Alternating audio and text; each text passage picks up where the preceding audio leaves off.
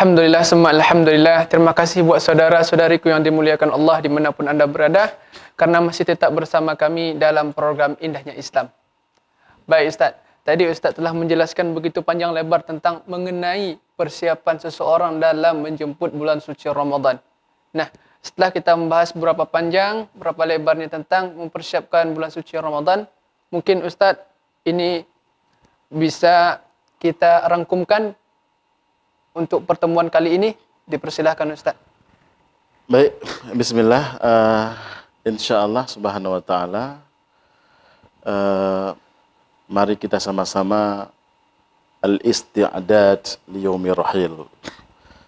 Kita mempersiapkan hari-hari kita ini untuk menuju ke hari setelah alam di dunia ini. Salah satunya adalah ibadah Ramadan kita nanti, insyaallah kita tingkatkan lebih baik daripada Ramadan yang di belakang.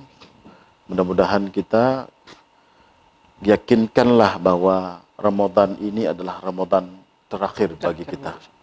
Mungkin setelah Ramadan ini tidak ada lagi Ramadan buat kita. Kita akan menjumpai alam setelah alam dunia ini, menuju alam barzakh.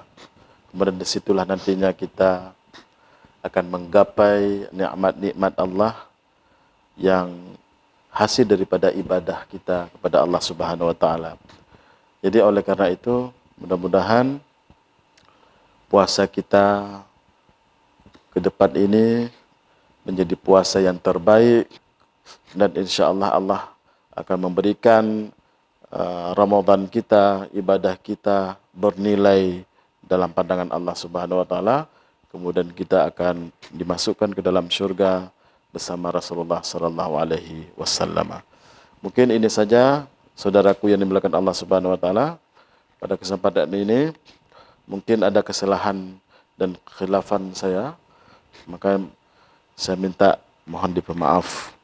Ini saja. Assalamualaikum warahmatullahi wabarakatuh. Waalaikumsalam warahmatullahi wabarakatuh.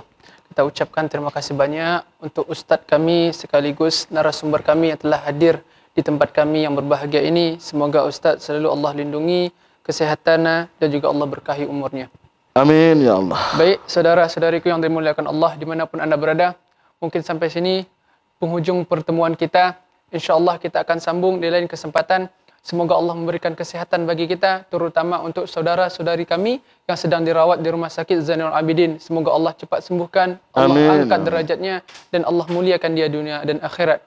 Saya Arifuddin undur diri. Sampai sini pertemuan kita. Hadanallahu wa iyyakum ajma'in. Wassalamualaikum warahmatullahi wabarakatuh. Waalaikumsalam warahmatullahi wabarakatuh.